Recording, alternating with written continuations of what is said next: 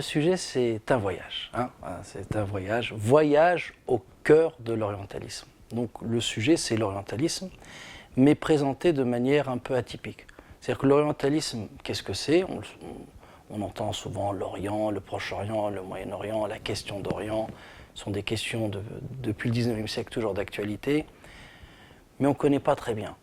Donc le livre a pour but de faire connaître ce qu'est l'orientalisme, c'est-à-dire la curiosité de l'Occident vers l'Orient, la recherche de l'histoire commune de l'Europe avec l'Orient, nos racines communes, les échanges culturels entre l'Orient et l'Occident, les influences diplomatiques réciproques.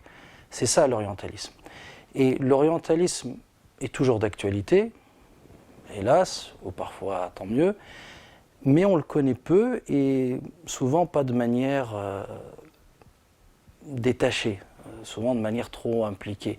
Et ce livre-là, il a pour but de présenter l'orientalisme de manière nouvelle, c'est-à-dire avec un héros, un metteur en scène, comme dirait Nietzsche, dans ce monde, les meilleures choses, même les meilleures, les choses, même les meilleures, ne valent qu'avec un metteur en scène. Et donc j'ai choisi cet orientaliste qui a été le sujet de mes recherches en master puis en doctorat, traducteur du Coran, le plus grand traducteur du Coran francophone, diplomate, patriote polonais qui a participé à l'insurrection polonaise, qui a participé à des négociations avec l'Iran, qui a participé à des actions diplomatiques durant la guerre de Crimée. Donc un personnage très intéressant en soi. Et en même temps, le but, c'est, à travers lui, de présenter l'orientalisme un peu comme une histoire, comme un film avec un héros. Donc on l'accompagne dans ses livres, dans ses recherches, dans ses voyages. Et le décor est toujours présenté. Donc il y a, dans ce livre-là, on peut dire 60-40%, 50-50, du personnage dont on a besoin pour s'attacher, comme dirait Napoléon, les masses de granit, et le décor, c'est-à-dire qu'est-ce que l'orientalisme, qu'est-ce que la traduction du Coran, qui a traduit le Coran, qui a traduit Goulistan, les œuvres persanes, comment elles arrivaient en Europe, la diplomatie, les questions militaires, les questions diplomatiques. Donc tout ça m'est présenté de manière comme un roman, en fait. C'est de l'histoire romancée. Alors les sources, j'en suis très fier. C'est le joyau de ce livre, puisque c'est un livre qui est basé sur une thèse et un master à la Sorbonne. Ce sont des sources éparpillées dans au moins 8 pays, c'est-à-dire la France, la Pologne, la Russie, la Lituanie, l'Allemagne, la Turquie, l'Algérie, les Pays-Bas, l'Iran. Et il y a aussi d'autres sources un peu secondaires dans d'autres pays, donc beaucoup de sources. C'est pas un coffre, j'ai ouvert le coffre, il y avait tout dedans. Non, il a fallu faire des enquêtes. Et puis voilà, les sources en soi étaient assez fascinantes, puisque par exemple j'ai deux petits trésors, deux bijoux d'archives dont je suis très content. Un, par exemple, c'est une lettre qu'écrit Kazimierski à la bibliothèque polonaise des Batignolles. Et cette lettre-là, elle a été conservée en France, puis placée dans le musée en Suisse à Rapperswil. Puis lorsque la Pologne a eu son indépendance, certaines sources ont été rapatriées en Pologne dans l'entre-deux-guerres pour dire, voilà, maintenant on a eu notre indépendance. La question polonaise, la prophétie des 3 aigles noirs, comment la Pologne, qui était rayée des cartes, a su renaître, c'est une partie très importante du livre. Et donc la Pologne avait la Bibliothèque nationale de Varsovie, beaucoup d'archives qui ont été brûlées durant la Seconde Guerre mondiale.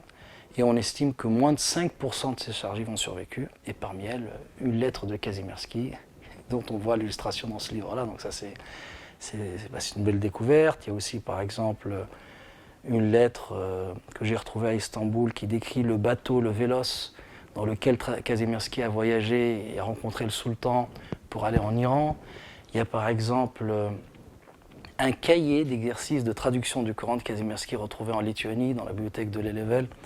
Donc vraiment j'ai pris grand plaisir à faire ces voyages de collecte d'archives. Il y a des archives russes, dans les archives diplomatiques russes, et on apprend par exemple l'opinion de Kazimierski sur l'Afghanistan. Il fait des déclarations presque prophétiques sur que tout le monde va se casser les dents, comme il dit en Afghanistan, il avait assez raison. Donc c'est un livre d'historien, véritablement, puisqu'il y a les sources, c'est référencé, mais un des objectifs de ce livre est vraiment de ne pas faire une redite de la thèse. Donc, le but n'était pas d'assommer avec les archives et avec les sources, mais voilà, presque de les afficher fièrement, mais comment dire, délicatement, voilà. C'est ludique, de manière ludique. Mais oui, c'est très sourcé, c'est un livre d'histoire. Absolument, oui, nécessairement, obligatoirement, parce que c'est un livre atypique, je veux dire.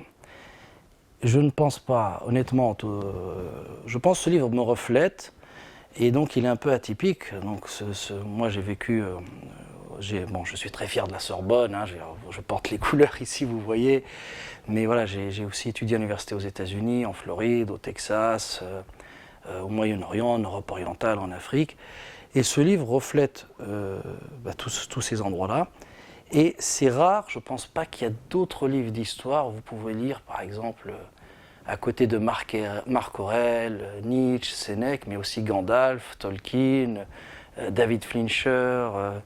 Il y a beaucoup de littérature, donc je cite par exemple Dune, par exemple Cat Stevens, Mohamed Ali, ou par exemple des poésies de Sheferi, des poésies par exemple de Shogun, hein, c'est parce qu'elles meurent qu'elles sont des fleurs, dans le chapitre sur l'éphémère. Donc ce livre est interdisciplinaire, ce n'est pas que de l'histoire. Je voulais vraiment que ce soit